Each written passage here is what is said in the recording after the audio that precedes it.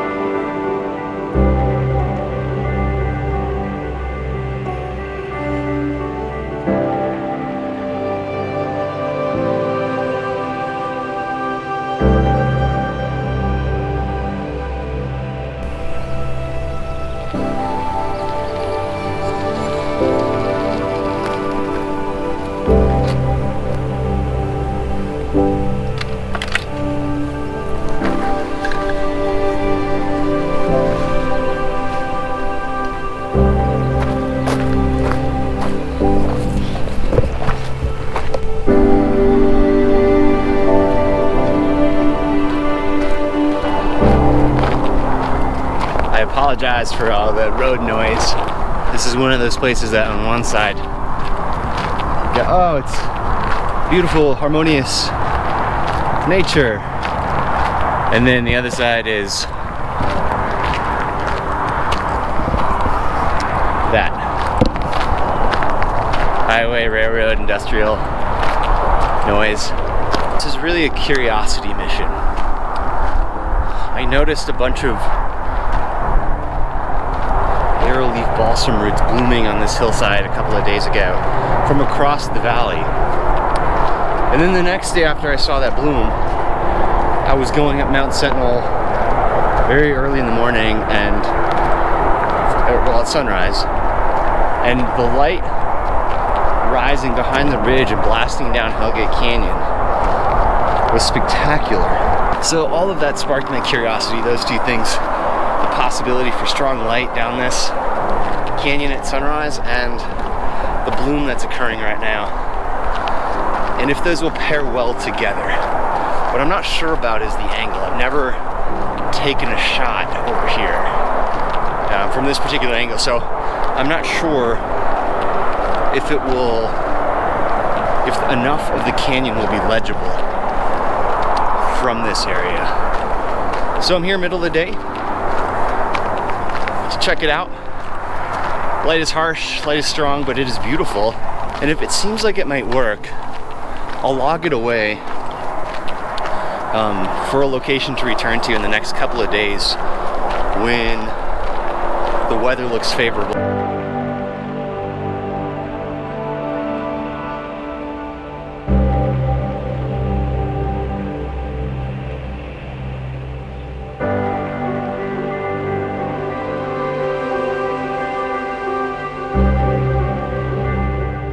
I've got a bit of a conundrum here, and let me show you what's going on.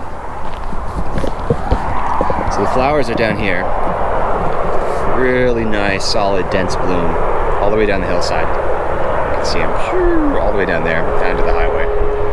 And then the view up Hellgate Canyon is there, which it's pretty good. It's not the angle I thought. Like I said, I feel like it squashes the canyon, but if you can imagine morning light shining across the slope there and coming through, maybe even lighting up the river there. That's kind of what I had in mind. So thinking like flowers in the foreground,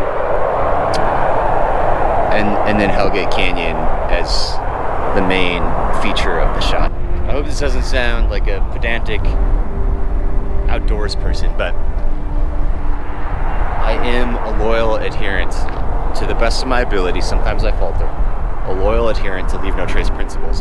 And one of the key tenets, which is particularly applicable during wildflower seasons, is durable versus non-durable surfaces. I didn't mean for this to turn into a lesson, but this is really me processing why I probably won't shoot those flowers. And the issue I'm having here is durable surfaces, including rock, dirt, some types of grass, lend themselves to being resilient to human footsteps. You're not going to permanently damage the landscape by walking over it, especially if you do it many times. Non-durable surfaces like flowers and certain types of grasses and wetlands and generally wet hillsides and steep hillsides tend to leave marks, tend to leave traces behind, footsteps that the next person might step in and cause more damage, more degradation to the slope.